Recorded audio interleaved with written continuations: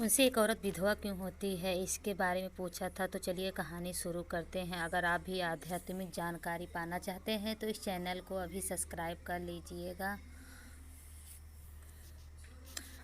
एक बार माता लक्ष्मी भगवान विष्णु से मिलने के लिए जाती हैं और कहती हैं कि प्रभु, जब मैं आपसे मिलने के लिए आ रही थी तो मेरी नज़र मृत्युलोक पर पड़ी। वहाँ मैंने देखा कि 3 स्त्रियां जो आपस में सहेली थीं, उनमें से 2 स्त्रियां विधवा हो चुकी हैं होकर दुखी जीवन जी रही थी, जबकि एक स्त्री सुहागन होकर अपने पति के साथ सुखी जीवन जी रही थी। प्रभु, यह बात मेरी समझ में नहीं आई, इसलिए मेरे मन में 3 प्रश्न उठने लगे। अब मैं आपसे यह चाहती हूँ कि आप मेरे तीनों प्रश्नों के उत्तर देकर मुझे संतुष्ट करने की कृपा करें। इस तरह माता लक्ष्मी की बात को सुनकर भगवान विष्णु कहते हैं, हे लक्ष्मी, तुम मुझे अपने तीनों प्रश्नों को बताओ। मैं तुम्हें तुम्हारे प्रश्नों को उत्तर देकर पूरी तरह संतुष्ट करने की कोशिश करूँगा। अब माता लक्ष्मी कहती हैं, प्रभु, मेरा पहला प्रश्न है, कौन सी स्त्री समय से पहले विधवा हो जाती हैं? और दूसरा प्रश्न है मेरा कि कौन सी स्त्री जीवन में कभी सुखी नहीं मिलता। मेरा तीसरा प्रश्न है, प्रभु, कि कौन सी चीज़ ऐसी है जो एक पत्नी अपने पति को मांगने से भी नहीं देती। मित्रों, इस प्रकार माता लक्ष्मी के प्रश्नों को सुन कर के भगवान विष्णु कहने लगे, तुम जिन स्त्रियों की बात कर रही हो उनमें से 2 स्त्रियां विधवा होकर अपना दुखी जीवन जी रही हैं और वहीं पर एक स्त्री सुहागन होकर पति के साथ अपना सुखी जीवन जी रही है। तुम जानना चाहती हो आखिरकार ऐसा क्यों है? तो मैं तुम्हें एक छोटी सी कहानी सुनाता हूँ। इस कहानी को बहुत ही ध्यान से सुनना, क्योंकि आधी अधूरी कहानी सुनने वालों को आधा अधूरा ही ज्ञान प्राप्त होता है, जो जीवन में कभी काम नहीं आता है। क्योंकि तुम्हारे तीनों प्रश्नों के उत्तर इसी छोटी सी कहानी में समाये हुए हैं। यदि तुमने ध्यान से सुना तो तुम्हारे तीनों प्रश्नों के उत्तर तो अवश्य मिलेंगे और तुम्हें संतुष्टि प्राप्त होगी।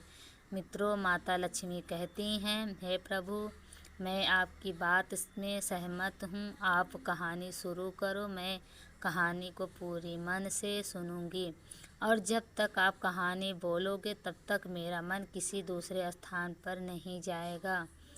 भगवान विष्णु जी कहते हैं, हे प्रिय लक्ष्मी, सबसे पहले मैं तुम्हें उस स्त्री की कहानी सुनाता हूँ जो सुहागन बनकर के सुखी जीवन जी रही हैं।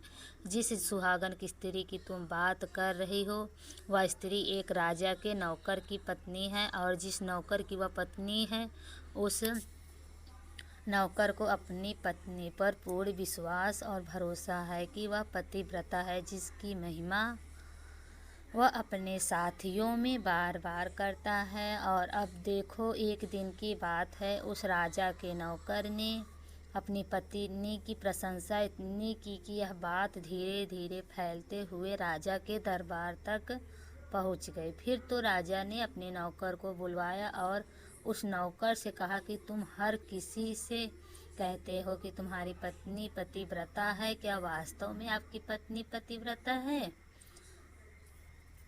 क्या आपको पूर्ण विश्वास है? इस प्रकार राजा की बात सुन कर के नौकर कहने लगा, महाराज, मुझे पूरा विश्वास है और पूरे से भी आगे विश्वास है कि मेरी पत्नी पतिव्रता है। अब इस समय पर राजा का महामंत्री कहने लगता है कि यदि मैं तेरी पत्नी का पतिव्रत धर्म खंडित कर दूं तो तुझे क्या सजा मिलनी चाहिए? फिर तो नौकर ने कहा कि यदि तुम मेरी पत्नी का पतिव्रत धर्म खंडित कर देते हैं तो महाराज मुझे फांसी कर दीजिएगा, लगा देना। अब उधर वह राजा का नौकर भी मंत्री से कहता है, यदि महाराज यह मेरी पत्नी का पति धर्म खंडित नहीं कर पाए तो इनको सजा क्या मिलनी चाहिए? राजा ने कहा कि मंत्री को भी फांसी की सजा दी जाएगी। फिर भगवान विष्णु जी कहते हैं, लक्ष्मी। मंत्री ने स्वीकार कर लिया और नौकर से पूछा कि क्या वस्तु लाऊं जिसे तू माने कि मैं तेरी पत्नी का धर्म खंडित करने में सफल हुआ। तो नौकर ने कहा, मंत्री, यदि तुम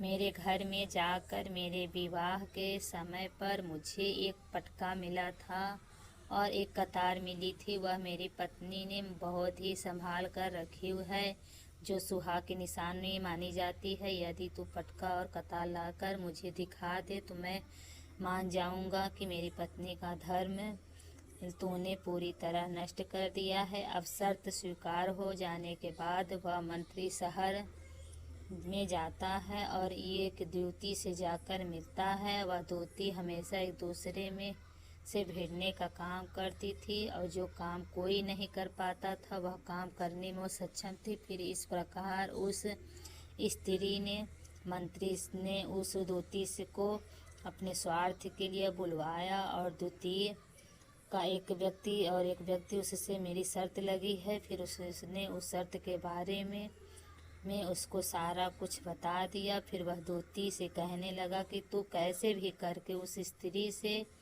मेरा संपर्क करवा दे, तो तुझे जितना धन चाहिए मैं उतना धन दूंगा।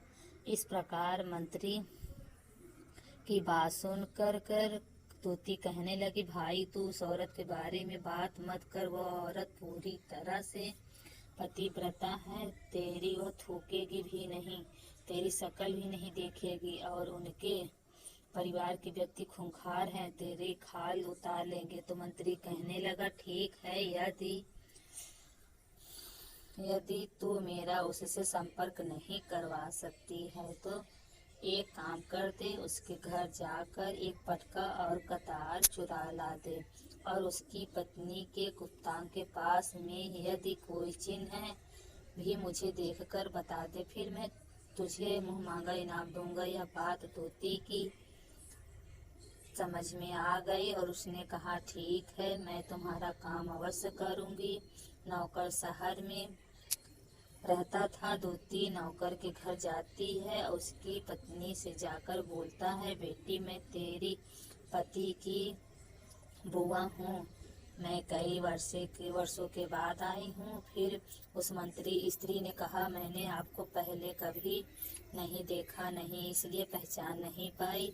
और इस प्रकार उस द्युति को, उस नौकर को पतिव्रता स्त्री ने बहुत बड़ा सम्मान दिया, मगर उसे क्या मालूम था कि यह उसके साथ में छल करने आई है। अब भगवान विष्णु जी कहते हैं, लक्ष्मी, इस प्रकार वह द्युति उस पतिव्रता स्त्री के साथ में 2 दिन तक रुकी। जिस समय वह स्त्री स्नान करने लगी तो द्युति उठ करके उस स्त्री के पतिव्रता के कमर में रगड़ने लगी। उस पतिव्रता स्त्री ने बहुत मना किया, फिर भी वह द्युति नहीं मानी और कहने लगी, तुम मुझे तो बेटी से भी प्यारी लगती हो, तो मैं मना मत करो। काफी दिनों के बाद मेरी तुम्हारी मुलाकात पहली बार हुई है। अब ऐसा कह कर के वह द्युति मुख पर हाथ फिराने लगी। फिर आंखों को धोने के बहाने से उस द्युति ने उसे पतिव्रता की स्त्री की आंखों पर पानी मार दिया और उससे स्त्री की आंखें बंद हो गई। इस गुप्तांग के पास जांग पर तिल था जो द्युति ने देख लिया, बस उसका काम बन गया। उधर स्नान करने के बाद में जब वह पतिव्रता स्त्री रसोई में खाना बनाने गई तो द्युति को मौका मिल गया। उसने पटका और कतार उस नौकर के घर में चुरा ली और वहां से एकदम से भाग गई और जाकर के द्युति ने वह पटका और कतार मंत्री को दे दिया और उस पतिव्रता स्त्री की जांघ पर तिल की निशानी भी बता दी। मंत्री सीधा राजा के दरबार में पहुंचा और बोला और राजा से जाकर कहा, महाराज, मैं नौकर की पत्नी के साथ में 2 दिन बिताए और यह पटका और कतार उसी के हाथों से लेकर आया हूँ। फिर तो राजा ने दरबार लगाया और नौकर को बुलवाया तथा महामंत्री में सभा में पटका और कतार नौकर को दिखाने के लिए कहा। फिर राजा की आज्ञा पाकर के मंत्री ने उस नौकर को पटका और कतार दिखाई और उसकी पत्नी की जान पर तिल भी बताया तो नौकर ने मान गया कि वास्तव में आज मेरी पत्नी धर्म पूरी तरह से भंग करवा लिया है। भगवान विष्णु जी कहते हैं, लक्ष्मी फिर तो राजा ने फांसी का दिन 15 दिन के बाद में रख दिया और कहा कि नौकर को 15 दिन के बाद में फांसी पर चढ़ाया जाएगा। और इस प्रकार से नौकर से उसकी अंतिम इच्छा पूछी तो नौकर ने कहा कि मैं अपनी पत्नी से अंतिम बार मिलना चाहता हूँ। इस प्रकार राजा ने उस नौकर को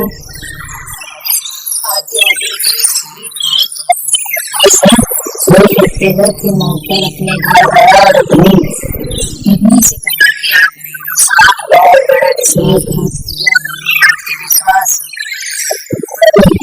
ऐसी शर्त लगाई थी कि राजा के दरबार में राजा ने कहा था कि मेरी पत्नी का पतिव्रत धर्म कोई नष्ट नहीं करते, मुझे फांसी लगा देना, फांसी लगा दी जाएगी।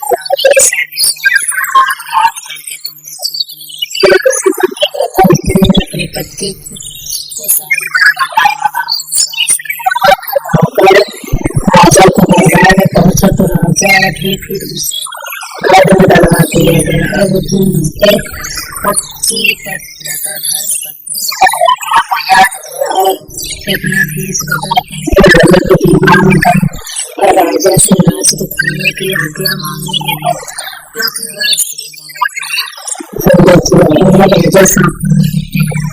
इसलिए राजा ने आज्ञा दी उपस्थित होकर नाच करवाने की पूरी व्यवस्था कर दी। भगवान विष्णु को कहते हैं कि लक्ष्मी के मंत्री महामंत्री राजा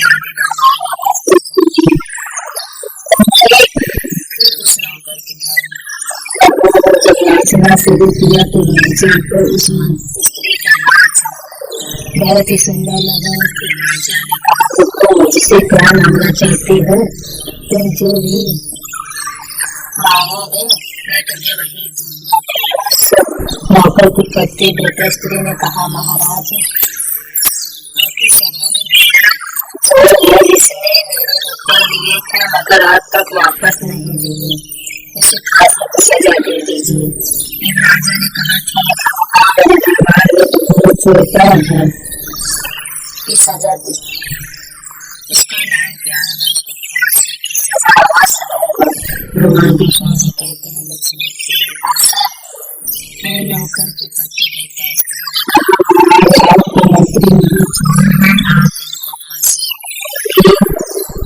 सजा लगने से मंत्री ने सुना कि सुंदरी मुझे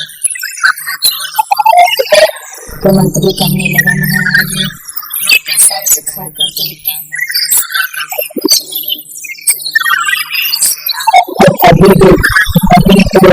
चोरी कैसे कर सकता हूँ मैं? तो इसकी भगवान विष्णु जी कहते हैं,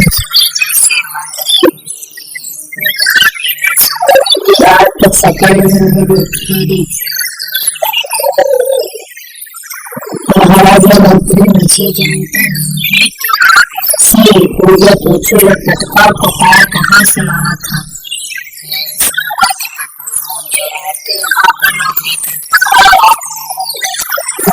चढ़ाने वाले हैं अपने आप को पूरी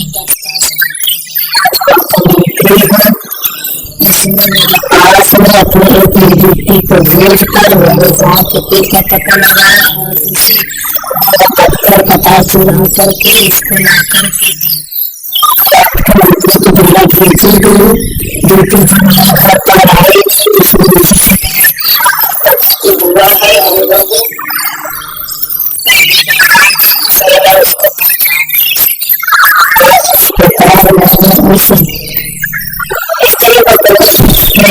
बहुत बड़ा सम्मान दिया अपने घर में और इस प्रकार उस नौकर की राजा दूतों को बुलाया। फिर राजा को सारी सच्चाई बता दी। राजा ने उस नौकर की विवाह कर दिया और मंत्री को पैसे कहते हैं लक्ष्मी। इस प्रकार उस नौकर की पति तथा स्त्री ने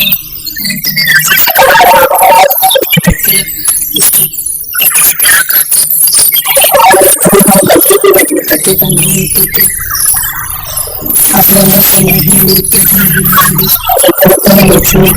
मेरी कहानी पूरी होती है आगे।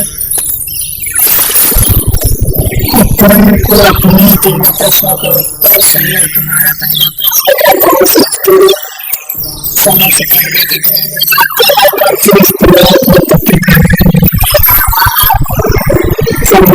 कितना हो जाती है मृत्यु हो जाती है। उसी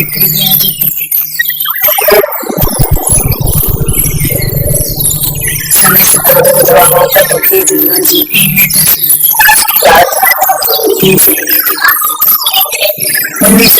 विधवा की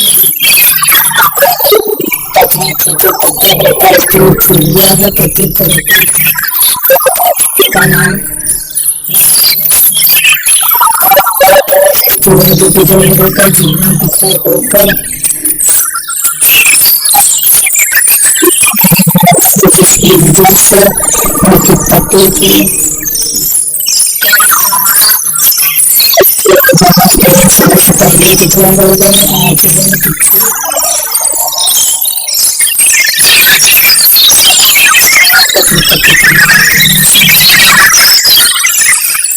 आज तुम्हारा दूसरे प्रश्न का तुम्हें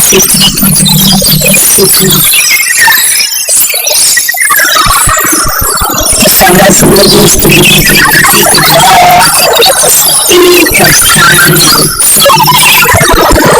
चाहते हैं उनके जीवन में कभी सुख नहीं आता है। इसलिए जीवन तुम्हारा तीसरा प्रश्न इसी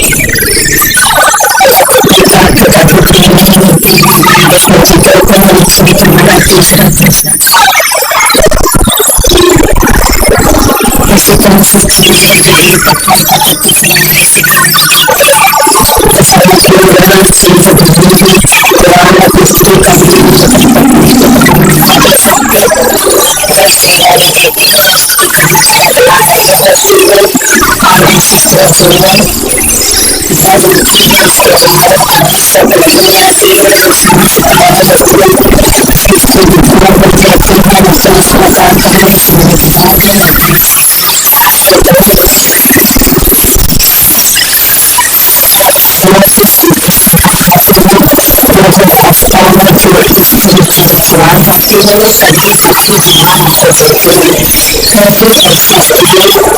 से लक्ष्मी का सहवास होता है।